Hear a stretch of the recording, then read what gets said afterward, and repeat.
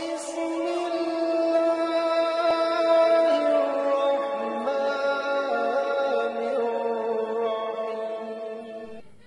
అనంత కరుణామయుడు పరమ కృపాశీలుడు అయిన అల్లాహ్ పేరుతో. బిస్మిల్లాహిర్ రహ్మానిర్ రహీం.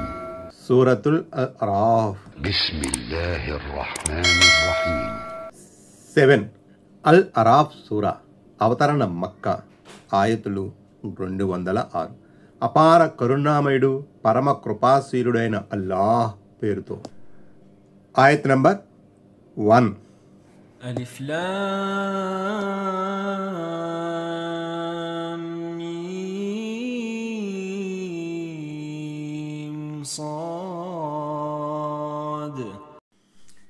ఆయత్ నంబర్ 2. كتاب أنزل إليك فلا يكن في صدرك حرج منه لتنذر به وذكرى للمؤمنين. ఆయత్ నంబర్ 2. ఇదొక గ్రంథం, దీని ఆధారంగా నీవు హెచ్చరించడానికి గాను ఇది నీ వద్దకు పంపబడింది. కాబట్టి ఓ ప్రవక్త, దీని పట్ల నీ మనసులో ఎటువంటి సంకోచం ఉండకూడదు. విశ్వసించిన వారికి ఇది హితబోధిని, జ్ఞాపిక. 1. అంటే సత్య ప్రచారం నీ మనసుకు కష్టంగా తోయకూడదు. సత్యధర్మ ప్రచారం చేస్తే తిరస్కారులు నిన్ను ఎక్కడ ఈసడించుకుంటారో, ఎక్కడ వేధింపులు మొదలవుతాయోనన్న భయం కూడా నీలో కలగకూడదు. ఎందుకంటే అల్లాహ్ నీకు అండగా ఉన్నాడు, ఆయన నీకు సహాయపడుతున్నాడు. మూలంలో వచ్చిన హరజ్ అనే పదాన్ని సంశయం, సందేహం, అనుమానం అన్న అర్థంలో తీసుకుంటే ఈ గ్రంథం అల్లాహ్ తరపు నుంచి అవతరించబడిందన్న విషయంలో నీవు ఏమాత్రము సందేహానికి, అనుమానానికి లోను కారాదన్న భావం వస్తుంది. ఈ మాటలు ప్రవక్తను ఉద్దేశించి చెప్పబడినప్పటికీ ముస్లిం సమాజ సభ్యులు, దీని అసలు సంబోధితులు, ముఖ్యంగా సత్యధర్మోన్నతికై జీవితాలను అంకితం చేసిన వారు ఈ వాక్యాల ద్వారా స్ఫూర్తి పొందవలసి ఉంటుంది. ఆయత్ నంబర్ 3. اتبعوا ما أنزل إليكم من ربكم ولا تتبعوا من دونه أولياء قليلا ما تذكرون. ఆయత్ నంబర్ 3. ప్రజలారా, మీ ప్రభు తరపున మీకు వసగబడిన దానిని మీరు అనుసరించండి. అల్లాహ్ను వదిలి ఇతర సంరక్షకులను అనుసరించకండి. మీరు బహుకొద్దిగా మాత్రమే హితబోధను గ్రహిస్తారు. 2. ప్రభు తరపున వసగబడిన దానిని అనుసరించండి అంటే ఖురాన్ మరియు దైవ ప్రవక్త సల్లల్లాహు అలైహి వసల్లం ప్రబోధనలను, హదీసులను అనుసరించండి అని భావం. ఎందుకంటే నేను ఖురాన్ మరియు దాని లాంటిదే ఇచ్చి పంపబడ్డాను అని మహాప్రవక్త సల్లల్లాహు అలైహి వసల్లం చెప్పారు. కనుక ఈ రెండింటినీ అనుసరించడం అవసరం. ఈ రెండూ మినహా ఇతరత్రా విధానాలను అనుసరించవలసిన అవసరం లేదు. పైగా వాటిని నిర్ద్వందంగా నిరాకరించాలి. ఎందుకంటే అల్లాహ్ను వదిలి ఇతరత్రా మీ ఊహా కల్పిత స్వాములను అనుసరించరాదని ఆ తరువాత వాక్యంలోనే తాకీదు చేయబడింది. అజ్ఞాన కాలంలో సర్దారుల, జ్యోతిష్యుల మాటలకు ఎనలేని ప్రాధాన్యత ఉండేది. ధర్మాలను కూడా వీళ్ళే నిర్ణయించేవారు. ఆయత్ నంబర్ 4. وكم من قرية أهلكناها فجاءها بأسنا بياتا أو هم قائلون. ఆయత్ నంబర్ 4. ఎన్నో జనవాసాలను మేము రూపుమాపాం, వాటిపై మా శిక్ష రాత్రి వేళనో లేక మధ్యాహ్నం వారిని విశ్రమిస్తున్న సమయంలోనో వచ్చి పడింది. 3. మా శిక్ష జనులు విశ్రాంతి తీసుకుంటూ ఆదమర్చి నిద్రపోతున్న వేళనే వచ్చి పడిందని భావం. మూలంలో ఖైలూన్ అని అనబడింది. ఇది ఖైలూలతున్ నుంచి వచ్చిన పదం. మధ్యాహ్నం వేళ విశ్రాంతి తీసుకోవడాన్ని ఖైలూల అంటారు. ఆయత్ నెంబర్ 5. فما كان دعواهم إذ جاءهم بأسنا إلا أن قالوا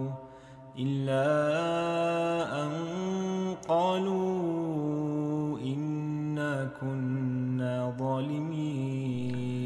ఆయత నంబర్ 5.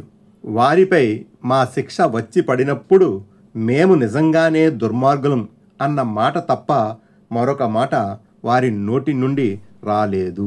4. అయితే చేతులు కాలాక ఆకులు పట్టుకుని ప్రయోజనం లేదు. గడువు ఇవ్వబడినప్పుడు వారు సద్వినియోగం చేసుకోలేదు. ఖురాన్లో మరో చోట సెలవేయబడినట్లు మా శిక్షను చూసిన మీదట వారి విశ్వాసం వారికి ఏ విధంగానూ ప్రయోజనకరం కాలేదు. మోమిన్ 85. ఆయత నంబర్ 6. فلنسألن الذين أرسل إليهم ولنسألن المرسلين. ఆయత నంబర్ 6. ఎవరి వద్దకు ప్రవక్తలు పంపబడ్డారో వారిని తప్పకుండా అడుగుతాం. ప్రవక్తలను కూడా మేము తప్పకుండా ప్రశ్నిస్తాం. 5.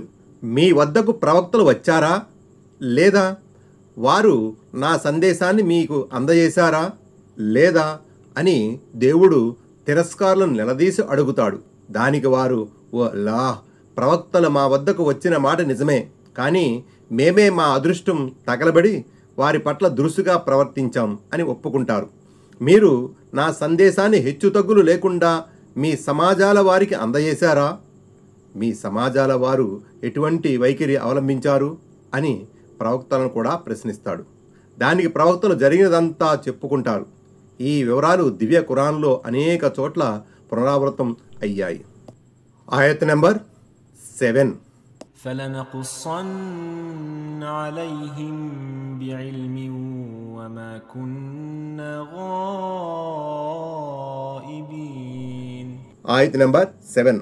మాకు ప్రతీదీ తెలుసు గనక తరువాత వారి ముందు ఉన్నదున్నట్టు విప్పి చెబుతాం. మాకు ఏదీ తెలియకుండా లేదు. 6.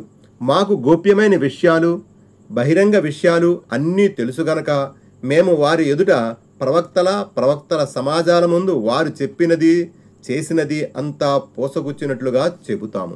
ఆయత నెంబర్ 8. والوزن يومئذ الحق فمن ثقلت موازينه فأولئك هم المفلحون. ఆయత నెంబర్ 8. ఆ రోజు బరువు తూకం కూడా సత్యమే. ఎవరు త్రాసు బరువుగా ఉంటుందో వారే సాఫల్యం పొందేవారు. ఆయత నెంబర్ 9. ومن خفت موازينه فأولئك الذين خسروا أنفسهم بما كانوا بآياتنا يظلمون. ఆయత నెంబర్ 9. మరెవరి త్రాసు తేలికగా ఉంటుందో వారు మా ఆయుధుల పట్ల దుర్మార్గంగా ప్రవర్తించినందుకు గాను చేజేతుల నష్టాన్ని కొని తెచ్చుకునేవారు. 7. ఈ వాక్యాలలో కర్మల, సత్కర్మల బరువు గురించి చెప్పబడింది. ప్రళయ దినాన అందరి కర్మలు ఈ విధంగా తుయ్యబడతాయి. దివ్య ఖురాన్లోనూ హదీసుల్లోనూ పలు చోట్ల ఈ తూకం ప్రస్తావనకు వచ్చింది. కర్మలు తూకం వేయబడినప్పుడు ఎవరి సత్కర్మల తక్కెడ బరువుగా ఉంటుందో వారు మోక్షం పొందుతారు. మరెవరి సత్కర్మల త్రాసు తేలికగా ఉంటుందో వారు పరాభవం పాలవుతారు. కర్మలకు ఒక రూపు, ఆకారము లేనప్పుడు అవి త్రాసులో ఎలా తుయ్యబడతాయి అన్న ప్రశ్న ఇక్కడ జనించడం సహజం. తీర్పు దినాన దేవుడు కర్మలకు ఆకృతిని ఇచ్చి మరీ తరాజులో తూకం వేయిస్తాడని కొంతమంది వ్యాఖ్యాతులు ఈ సందర్భంగా అభిప్రాయపడ్డారు. మనిషి కర్మలు నమోదై ఉన్న రిజిస్టరు చిట్టాలు తుయ్యబడతాయని మరికొంతమంది వ్యాఖ్యానించారు. సరాసరి సదరు మనిషే తుయ్యబడతాడని ఇంకొంతమంది అభిప్రాయం వ్యక్తపరిచారు. 3 విధాలుగా అభిప్రాయపడిన ఈ ముగ్గురు తమ తమ అభిప్రాయాలకు అనుగుణంగా ప్రామాణిక హదీసులను ఉదహరిస్తున్నారు. ఈ మూడింటిని మేళవిస్తూ ఇమాం ఇబ్నే కసీర్ ఇలా అన్నారు: ఈ 3 అభిప్రాయాలు సరైనవే కావచ్చు. కొందరి విషయంలో వారి కర్మలు, మరికొందరి రికార్డులు తూకం వేయబడవచ్చు, ఇంకొందరిని ప్రత్యక్షంగా తుయ్యవచ్చు. వివరాలకు తఫ్సీర్ ఇబ్నే కసీర్ చూడండి. మొత్తానికి త్రాసు మరియు కర్మల బరువు ఖురాన్ హదీసుల ద్వారా సత్యమని రూఢి అవుతుంది కనుక దానిని త్రోసిపుచ్చడం లేదా దానికి వక్రభాష్యాలు చెప్పడం మార్గ విహీనతగా పరిగణించబడుతుంది.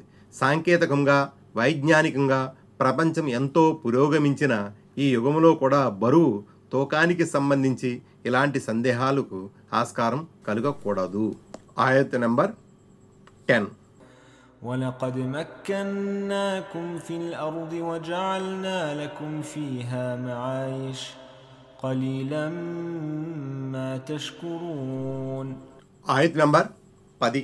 నిశ్చయముగా మేము మిమ్మల్ని భూమిపై నివసింపజేశాం, మీ కొరకు అందులో జీవన సామగ్రిని సమకూర్చాము, అయినప్పటికీ మీరు కృతజ్ఞత తెలుపుకునేది బహు తక్కువ.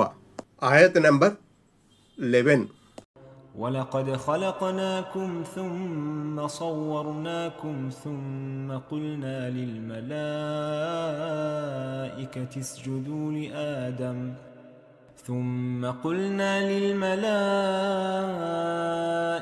اسجدوا لآدم فسجدوا إلا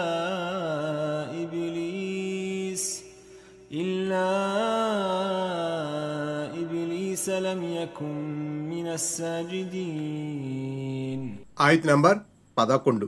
మేము మిమ్మల్ని సృష్టించాము, మరి మేమే మీ రూపురేఖలను తీర్చిదిద్దాము. ఆ తరువాత దూతలను ఆదమలైహిస్సలాం ముందు సాష్టాంగపడండి అని ఆదేశించాం. ఒక్క ఇబ్లీస్ తప్ప అందరూ సాష్టాంగపడ్డారు, వాడు మాత్రం సాష్టాంగపడే వారిలో చేరలేదు. 8. ఇక్కడ మిమ్మల్ని సృష్టించాము అన్నప్పటికీ అది మానవుడైన ఆదమలైహిస్సలాంనే ఇది సూచిస్తుంది, ఎందుకంటే మనందరి మూల పురుషుడు ఆయనే కదా.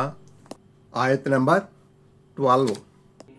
قال ما منعك ألا تسجد إذ أمرتك قال أنا خير منه خلقتني من نار وخلقته من طين. ఆయత్ నంబర్ 12.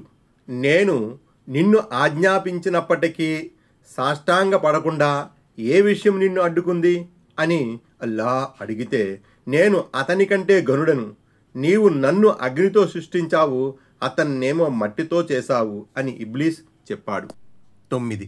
అరబీలో అన్లా తస్జుద అని ఉంది, అసలు ఇది అన్ తస్జుద మాత్రమే. ఇక్కడ లా అనే పదం అధికంగా వచ్చింది. అరబీలో ఈ విధంగా అధిక పదాలు అక్షరాలు రావడం కద్దు. అన్ తస్జుద అంటే నిన్ను సజ్దా చేయకుండా ఎవరు ఆపారు అని అర్థం. లేక ఈ వాక్యాన్ని మనం ఈ విధంగా కూడా విపులంగా చెప్పుకోవచ్చు, సజ్దా చేయడంలో నీకు అవరోధంగా ఉన్నదేమిటి? ఇబ్నే కసీర్ ఫతహుల్ ఖదీర్. సైతాన్ యథార్థానికి దైవదూతల ఫరిస్తాల కోవకు చెందినవాడు వాడు అసలు జిన్నాతుల వర్గానికి చెందినవాడని ఖురాన్ ద్వారానే విదితమవుతున్నది. అల్ ఖాఫ్ 50. కాకపోతే ఆకాశంలో దైవదూతల సమూహంతో కలిసి ఉన్నందున సాష్టాంగ పడండి అన్న దైవాజ్ఞ అందరితో పాటు అతనికి వర్తించింది. కానీ అతను దైవాజ్ఞను పాటించలేదు, అందుచేత అతను నిలదీయడం జరిగింది, శపించడం కూడా జరిగింది. 10. ఇది సైతాన్ మూర్ఖత్వానికి ప్రబల నిదర్శనం. అధముడైన వానికి సాష్టాంగ పడమని శ్రేష్ఠుడికి ఎక్కడైనా ఆజ్ఞాపించబడుతుందా? సైతాన్ పప్పులో కాలేసింది ఇక్కడే. తాను ఆదాం కన్నా శ్రేష్ఠుడనని వాడు భ్రమపడ్డాడు. అదలా ఉంచితే దైవాజ్ఞ దైవాజ్ఞే. ఆయన అనుజ్ఞ ముందు నిమ్నోన్నతలకు తావు లేదు. ఆజ్ఞను అతను శిరసా వహించకుండా గర్వాన్ని ప్రదర్శించాడు. ఇది అతని మొదటి తప్పు. మట్టితో చేయబడిన ప్రాణి కంటే అగ్నితో సృష్టించబడిన తాను గొప్పవాడనని సైతాన్ భావించడంతో రెండో తప్పు. అల్లాహ్ హజరత్ ఆదం అలైహిస్సలాంను తన స్వహస్తాలతో చేసి అందులో తాను స్వయంగా ఊపిరి పోశాడు. ఇది ఆదం అలైహిస్సలాంకు దేవుని తరపున లభించిన విశిష్టత. ఈ వైశిష్ట్యం ముందు ప్రపంచంలోని ప్రతిదీ దిగదుడిపే. వాస్తవాలను విస్మరించి అంచనాలపై ఆధారపడడం సైతాను చేసిన మూడో తప్పు. దేవుని నమ్మేవాడెవడు ఇలాంటి కాకి లెక్కలు వేయుడు. కాగా సైతాన్ అంచనా కూడా సరైన అంచనా కాదు. నిప్పు మట్టి కన్నా ఉత్తమమైందన్న అతని ఊహ సహేతుకమేనా? అగ్నిలో కాల్చే గుణం ఉన్న మాట నిజమే. కాల్చడం, మండడం, వేడినివ్వడం తప్ప అది ఏం చేస్తుంది? కానీ మట్టినే చూడండి, అందులో స్థిరత్వం ఉంది. అది నీటిని పీలుస్తుంది, మొక్కల్ని మొలకెత్తిస్తుంది, మరమ్మత్తుకు అనువుగా ఉంటుంది, సృష్టితాలకు నిలకడను ప్రసాదిస్తుంది. మొత్తం మీద మట్టిలోని ఈ గుణాలు అగ్ని కన్నా ఎన్నో రెట్లు మేలైనవి. ఈ ఆయతు ద్వారా తెలిసిన మరో విషయం ఏమిటంటే సైతాన్ అగ్నితో సృజించబడ్డాడు.